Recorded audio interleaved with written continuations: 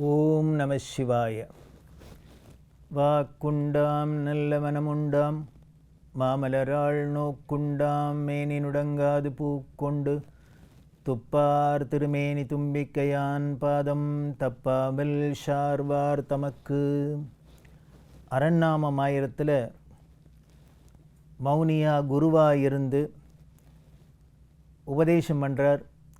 ஒரு பெரிய பேரின்ப நிலையை ஜீவாத்மாக்கள் அடையிறதுக்கு என்ன வழி அப்படிங்கிறத காமிக்கிறார்னு நாமங்கள்லாம் சொல்லித்து அடுத்த 323வது திருநாமம் என்ன சொல்கிறது அப்படின்னா, ஓம் ஆத்ம நிராலோகாய நமஹா அப்படின்னு இருக்குது. ஆத்ம நிராலோகாய நமஹா அப்படின்னா இதோட பொருள் என்ன அப்படின்னா, இந்த ஜீவாத்மாக்கள்ங்கிற நம்ம இந்த உயிர்கள்லாம் இருக்குமே, இதை நன்னா பார்த்துன்னு இருக்கிறவர்னு அர்த்தம். நன்னா பார்த்துட்டுருக்காருன்னு அர்த்தம். நன்னா பார்த்துட்டுருக்கார் மட்டும் இல்லை, நல்லபடியாக பார்த்துட்டுருக்கார். அது என்ன வேணும்? பார்த்துக்கிறதுனா கூட ஏதோ ஏனோ தானோன்னு பார்க்காத நல்ல விதமாகவும் பார்த்துக்கணுமோ இல்லையோ. அதனால் இவர் நன்னா பார்த்துட்டுருக்கார், நல்லபடியாகவும் பார்த்துட்டுருக்கார். கீதையில் கூட 13வது அத்தியாயத்தில் கிருஷ்ணர் இந்த விஷயத்தை தான் சொல்கிறார். எப்படி சொல்கிறார் அப்படின்னார், மேலேந்து பார்க்குறவனாகவும் பின்னால் நின்று நினைக்கிறவனாகவும் தாங்குபவனாகவும் அனுபவிக்கிறவனாகவும் அந்த பரமாத்மானு கூடப்படுற இந்த சரீரத்தில் உள்ள பரமபுருஷன் அந்த மகேஸ்வரன் அப்படின்னு கீதையில் 13வது அத்தியாயத்தில் 22வது ஸ்லோகம் அதான் சொல்ற. பரமாத்மேதி அது என்ன பண்ணுறார் அப்படின்னார், புருஷா பரஹா அப்படிங்கிற அது என்ன அப்படின்னார், பர்த்தா போக்தா மகேஸ்வரஹா அப்படிங்கிறார். இவரே தான் மேலேருந்துன்னு பார்த்துன்னு இருக்கார், பின்னால் இருந்துன்னு நினைக்கிறதுக்கு காரணமாகவும் இருக்கார். அது மட்டும் இல்லை, அப்புறம் நம்மளை தாங்குபவராகவும் இருந்துட்டு அனுபவிப்பராகவும் இருந்து இப்படி எல்லா விதத்துலேயும் எல்லா சரீரத்துக்குள்ளேயும் இருக்கக்கூடியது அந்த பரமபுருஷனான மகேஸ்வரனான பரம்பொருள் அப்படின்னு கீதையில் சொன்னாப்பில், இங்கே ஆத்ம நிராலோகாய நமஹா அப்படின்னு இந்த ஜீவாத்மாக்களை நன்னா பார்த்துக்கிறார். அப்படின்னா எல்லாத்துக்குள்ளேயும் இருந்தால் தானே பார்க்க முடியும். ஏதோ ஒரு இடத்துலேருந்து எல்லாத்தையும் பார்க்க முடியாது. அப்போ ஒன்னொன்றுத்துக்குள்ளேயும் இருந்து ஒவ்வொரு ஆத்மாக்களுக்குள்ளேயும் பின்னால் இருந்து இயக்கிண்டு அதை பார்த்துட்டு இருக்கார் அப்படின்னு அர்த்தம். அதனால் அந்த உள்ளுக்குள்ளே உள்வுரையிற அந்த ஜீவன் ஆத்மாங்கிறது என்ன அப்படின்னா, அதுதான் அந்த பரம்பொருளான சிவபெருமான் அப்படிங்கிறத நமக்கு நன்னாவே காமிக்கப்படுறது. அப்படி இருக்கிறதுனாலே இவர் எல்லாத்துக்குள்ளேயும் இருந்து எல்லாத்தையும் பார்த்துக்கிறதுனாலேயே நன்னா பார்த்துக்கிறாருன்னு சொன்னேன்னு இல்லையோ. அப்போ நன்னா பார்த்துக்கிறாருன்னா எப்படி பார்த்துக்கிறது, அதுக்கு விளக்கம்தான் அடுத்த நாமம் 324வது திருநாமம் என்ன சொல்கிறது அப்படின்னார், ஓம் சம்பக்னாய நமஹா அப்படின்னு இருக்கு. அப்படின்னா இதோட பொருள் என்ன, அனைவராலும் சிறந்த முறையில் செம்மையாக பற்றப்படுபவர்னு அர்த்தம், ஆசிரயிக்கப்படுபவர்னு அர்த்தம். அவர் நன்னா பார்த்துக்கிறார் அப்படின்னா தானே நம்ம போய் அவரை எல்லோரும் பிடிச்சிப்போம். யாரோ நம்மள்கிட்ட ரொம்ப பிரியமாக இருக்கா, அன்பாக இருக்கா, நமக்கு வேணுங்கிறதெல்லாம் செய்வா, நன்மையை செய்வா அப்படிங்கிற ஒரு தீர்மானம் நமக்கு இருந்தால் தான் நாம் போவோம் அவர்கிட்ட. இப்படி ஏதோ ஒருத்தர் போய் சார் ரொம்ப நல்லவர் சார், அவர் எல்லாம் பண்ணுவார் அப்படின்னு தெரிஞ்சு கொடுத்துனா உடனே எல்லோரும் கூட்டமாக வராப்பில் சம்பக்னா இவர் எதனால் இருக்காருன்னார், இவர் எல்லாரையும் நல்லபடியாக பார்த்துக்கிறாருங்கிறதுனால, அது எல்லாருக்கும் தெரிஞ்சிருக்கிறதுனால அந்த நம்பிக்கையில் எல்லாரும் போய் அவரை சரணடைகிறா, அவர்கிட்ட புகலிடமாக போகிறா. அப்படி புகலிடமாக போகிறதுனால இவர் என்ன பண்ணுறார் அப்படின்னார். அடுத்த திருநாமம் என்ன சொல்கிறது, 325 அப்படின்னார், ஓம் சஹஸ்ரதாய நமஹா அப்படின்னு இருக்குது. சஹஸ்ரதாய நமஹா அப்படின்னா இதோட பொருள் என்ன அப்படின்னார், ஆயிரமாக கொடுக்குறவரா. முன்னாலேயே வள்ளலார்னு பார்த்தோம் இல்லையா, வதான்யேஸ்வரர் அப்படின்னு. அதுக்கு பொருத்தமாக இங்கே என்னென்ன ஆயிரமாக கொடுக்கக்கூடியவர், அதனால் சஹஸ்ரதாய நமஹா அப்படின்னு. ஆயிரக்கணக்கான ஜனங்கள் இருக்குது, அவளுக்கு ஆயிரக்கணக்கான தேவைகள் இருக்குது, அது அத்தனையும் கொடுத்துட்டுருக்கார். அதனால தான் இவர் அத்தனை பேரையும் நன்னா பார்த்துக்கிறவராகவும் இருக்கார். இவர் அப்படி இருக்கிறதுனாலே எல்லாரும் அவரை போய் புகலிடமாக சரணடைகிறாப்புலையும் இருக்குது. இப்படி இவர் பார்த்துக்கிறார், கொடுக்குறார், ஆயிரமாக கொடுக்குறார் அப்படின்னா இது எப்படியெல்லாம் கொடுப்பார், யாருக்கெல்லாம் கொடுப்பார் அப்படின்னா அந்த பெருமையை நமக்கு தெரிஞ்சுக்கணும்னா திருவிளையாடல் புராணத்தில் 45வது திருவிளையாடல் பன்றிக்குட்டிக்கு முலைப்பால் கொடுத்த படலம் அப்படின்னு ரொம்ப ஆச்சரியமான கதை. ரொம்ப அப்படியே நமக்கு நம்மளை அறியாத அந்த சோமசுந்தர பெருமான் மேலே ஒரு அன்பு ஒழுகிண்டு வரும், கரபுரண்டு வரும். அப்படி ஒரு திருவிளையாடல். மதுரையில் வைகை ஆற்றுக்கு தெற்க குருவித்துறைன்னு இப்போ பேர். அதுக்கு சரியான பேர் என்னென்னா குரு இருந்த துறை அப்படின்னு அர்த்தம். குரு இருந்த துறை தான் நம்ம வாயில் விழுந்து இப்போ என்ன எடுத்துனர் குருவித்துறையாக மாறிடுத்தோ. அது குரு இருந்த துறைன்னு எதுக்காக அந்த ஊருக்கு பேர் அப்படின்னா, நவகிரகங்களில் குரு பகவான் சொல்லுமே, ப்ரஹஸ்பதின்னு சொல்லுமே, அந்த ப்ரஹஸ்பதி அருள் வேண்டி சோமசுந்தர பெருமான்கிட்ட அருள் வேண்டி அங்கே தவம் இருந்தார். அது ஒரு பெரிய காடாக இருந்திருக்கு. அந்த காட்டில் வியாழ பகவான் வந்து தவம் இருந்திருக்கார். சிவபெருமான் நினச்சி குறித்து தவம் இருந்து, அப்படி அந்த குரு வந்து இருந்து தவம் பண்ணினத்தினாலேயே அது குரு இருந்த துறை, குருவித்துறை. இப்படி இவர் தவம் பண்ணின்னு இருக்கார். இப்படி தவம் பண்ணின்று அது இருக்காரா. அந்த ஊருக்கு பக்கத்தில் இன்னொரு ஒரு வேளாளர் இருந்தார். அவருக்கு பேர் சுகலன் அப்படின்னு பேர். அவரோட மனைவி சுகலை அப்படின்னு பேர். இவர்களுக்கு நல்ல வயல் எல்லாம் இருக்குது, நல்ல உழுது பயிரிட்டுன்னு நல்ல ஒரு செல்வப்பெருக்கோடு இருக்கா. அப்படி இருக்கிற இந்த சுகலைக்கும் 12 பிள்ளைகள் பிறந்தா. 12 பிள்ளைகள் பிறந்தா. இந்த 12 பிள்ளைகள் பிறக்கிறதையே நல்ல செல்வ பெருக்கோடு பிறந்துட்டால அதில் என்ன ஒரு கஷ்டம் அப்படின்னா, அதனால வர தோஷமான இந்த கர்வம் வந்துடுத்து. கர்வம் வந்ததோடு இல்லை, யாரையும் ஒரு லட்சியம் பண்ணுறதில்லை, எல்லாத்தையும் ஒரு அலட்சியம், அந்த செல்வ செருக்கு.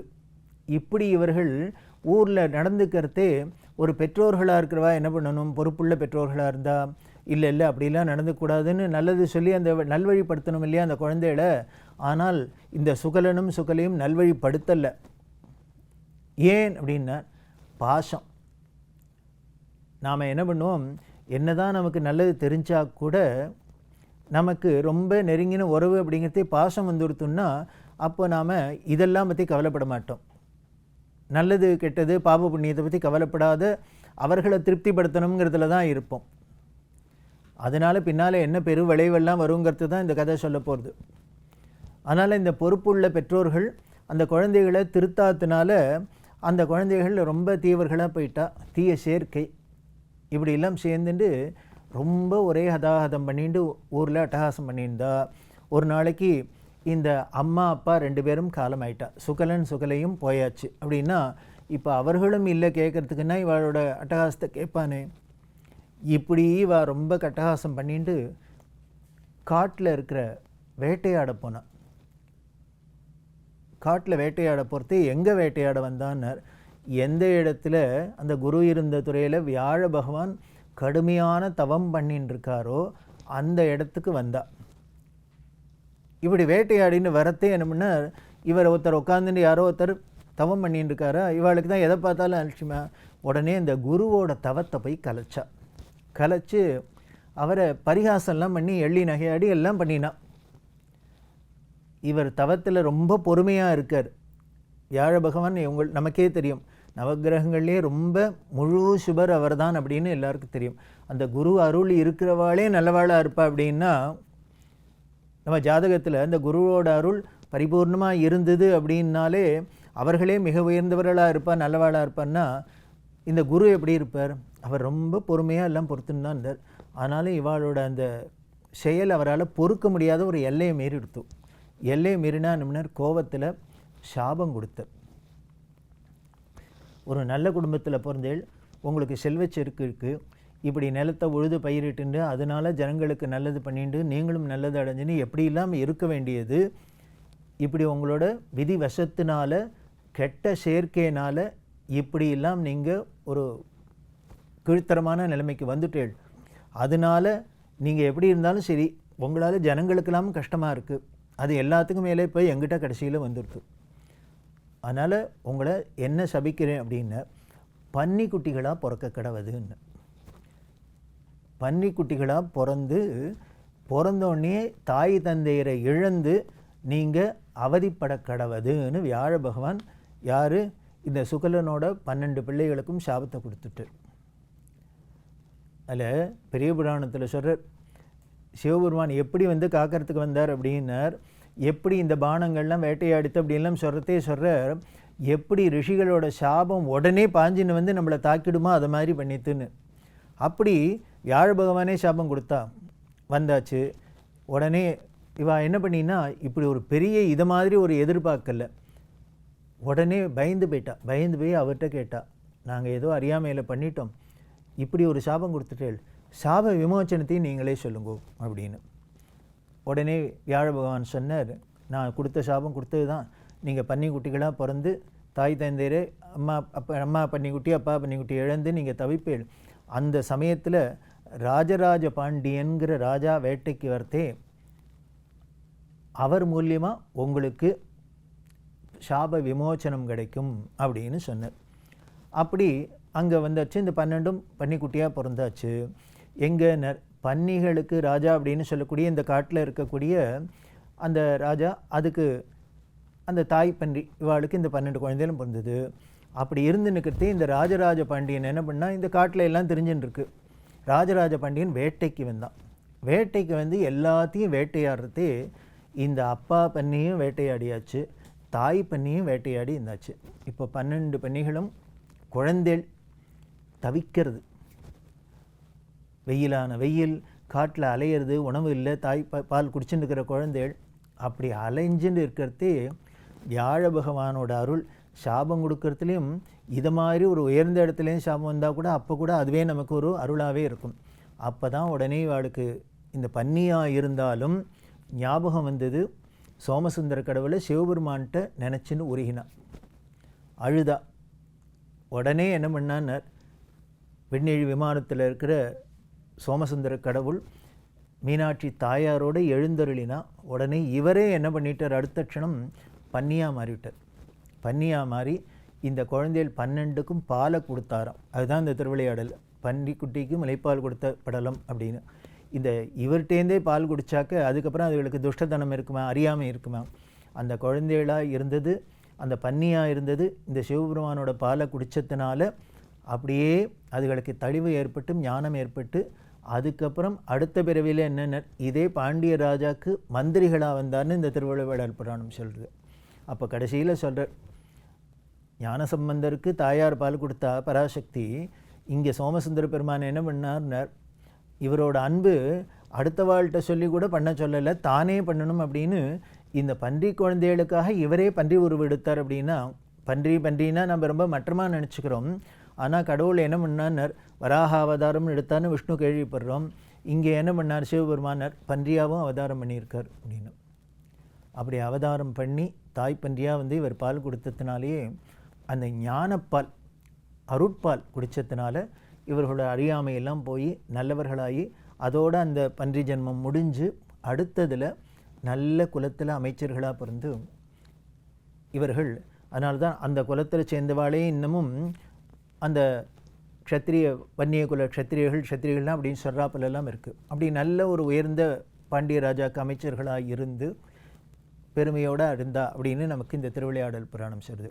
இது எதுக்கு சொல்கிறேன் அப்படின்னா, எல்லாராலையும் விரும்பப்படுவர், எல்லாருக்கும் ஒரு அருள் வேணும் அப்படின்னா எங்கே போகிறான்னு இந்த சிவபெருமான்ட்டு.